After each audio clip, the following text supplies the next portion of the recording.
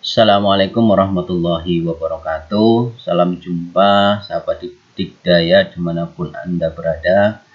Selamat belajar dan berkembang bersama channel EduTechMania dan Dikdaya Yogyakarta. Kali ini saya akan melanjutkan tutorial yang sebelumnya saya sampaikan, yaitu tentang membuat dan menambahkan materi pembelajaran di Google Classroom. Kali ini saya akan membagikan bagaimana cara menambahkan forum diskusi di Google Classroom dan juga bagaimana mencari atau mendaftar kehadiran siswa kita di Google Classroom. Perlu saya linkkan dengan materi webinar saya bahwa ketidakoptimalan yang sering kita temukan dan mungkin kita tidak sadar bahwa itu mengganggu jalannya proses pembelajaran di Google Classroom adalah diskusi materi itu tidak pada tempatnya, yaitu seringnya diskusi terjadi di stream atau forum dari Google Classroom kita, sehingga ini membuat kelas itu ramai seperti itu. Di materi pertama, di video pertama sudah saya jelaskan bagaimana cara mematikan ya atau mengendalikan stream ini dari sisi guru, sehingga stream atau forum ini hanya dimiliki oleh guru kendalinya. Nah, itu dari sisi untuk mematikan. Nah, sekarang bagaimana cara untuk menambahkan diskusinya supaya diskusi juga tetap ada ya, tetapi ditempatkan pada tempat yang semestinya berdasarkan fitur atau filosofi dari Google Classroom. Oke, kita langsung masuk saja ke sini. Nah, oke, kita langsung masuk ke classwork gitu ya. Kita masuk create. Nah, kemarin kita sudah belajar tentang penggunaan material ya, pada video yang tadi kita sudah belajar tentang pemanfaatan material untuk membuat materi seperti itu. Nah, berikutnya kita akan sampaikan fitur yang kedua, yaitu fitur question yang akan kita manfaatkan untuk ajang diskusi dari materi yang kita sampaikan, dan juga sebagai ajang untuk mendeteksi kehadiran anak-anak kita pada saat melakukan pembelajaran jarak jauh dari rumah. Oke, langsung saja kita klik question. Nah, di sini saya jelaskan sedikit gitu ya, beberapa penjelasan dari fitur-fitur ini. Question ini berarti pertanyaannya. Pertanyaannya apa? Nah, pertanyaan ini nanti ada dua kategori, yaitu short answer dan multiple choice. Untuk short answer ini yang nantinya akan kita pakai untuk dimanfaatkan sebagai diskusi setiap materi. Sedangkan untuk yang multiple choice nanti kita akan manfaatkan untuk daftar hadir. Ini pemanfaatannya, artinya kreativitas Bapak Ibu semua nanti bisa mengeksplor short answer sama multiple choice ini bisa diapakan saja. Ini saya contohkan, short answer itu dimanfaatkan untuk diskusi, sementara multiple choice itu kita manfaatkan untuk daftar hadir. Nanti bisa diskusi lagi supaya kira-kira apa pemanfaatan lebih lanjut.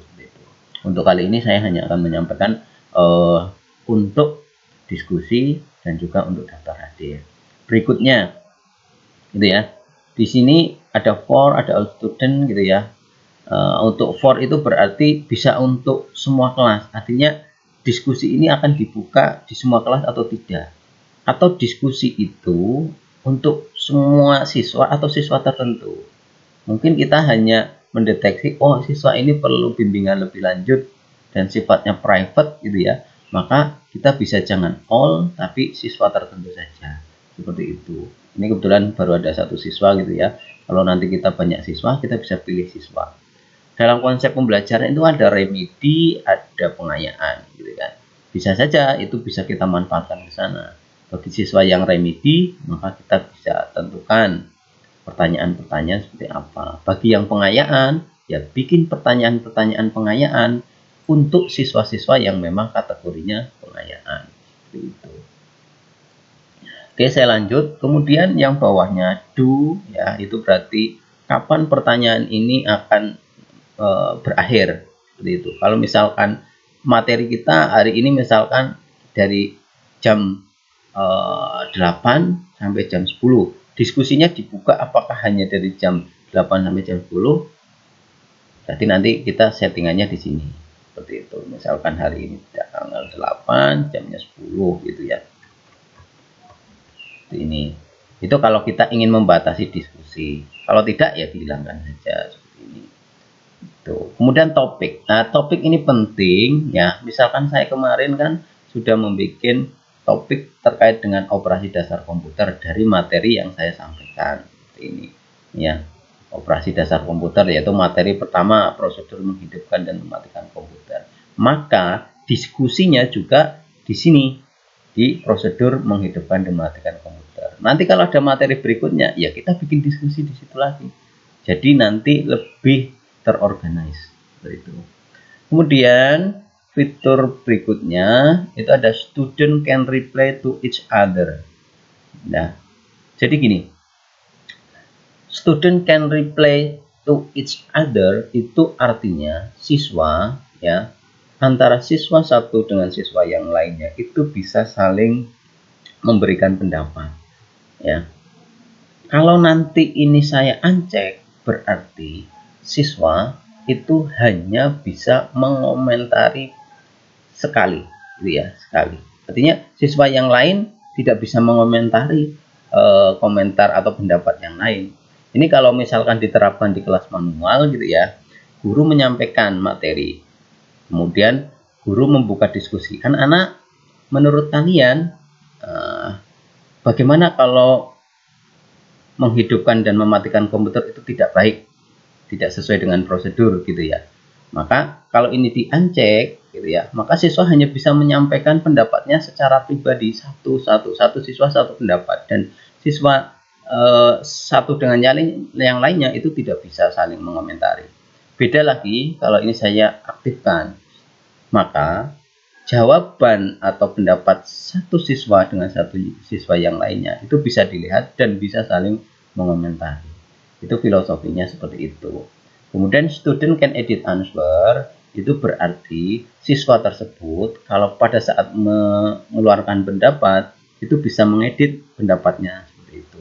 Nah, ini kreativitas guru untuk mengaktifkannya. Apakah mau terbuka atau mau tertutup gitu ya, atau ingin saling mengomentari, ya silahkan di sini. Oke. Misalkan saya bikin satu diskusi gitu ya terkait dengan materi prosedur menghidupkan dan mematikan komputer. Misalkan saya bikin pertanyaan seperti ini. Anak-anak, bagaimana pendapat kalian jika komputer tidak dihidupkan dan dimatikan secara benar? Gitu ya. Tuh. Kemudian kita tekan ask. Nah, ini pertanyaannya. Ini ya. Ada satu siswa. Oke, saya akan masuk sebagai siswa. Maka kita bisa lihat di sini. Ini saya masuk sebagai siswa EduTech Mania gitu ya. Nah, di sini. Maka siswa itu bisa melihat di sini.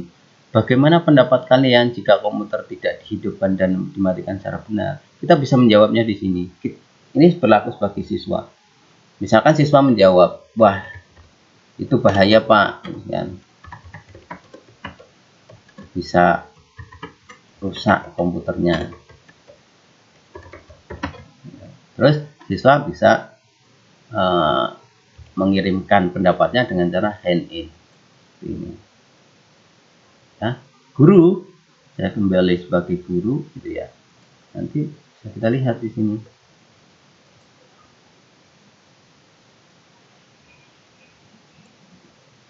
Nah, ada satu hand in, artinya ada satu siswa yang sudah berpendapat seperti itu. Nah, ini pendapatnya apa? Wah, itu bahaya Pak, bisa rusak komputernya. Ini dari sisi siswa. Kita sebagai guru itu bisa melakukan reply di sini. Rusak bagian apanya? Misalkan kita set. Nah, nanti kemudian siswa bisa melihat jawabannya di sini, gitu ya.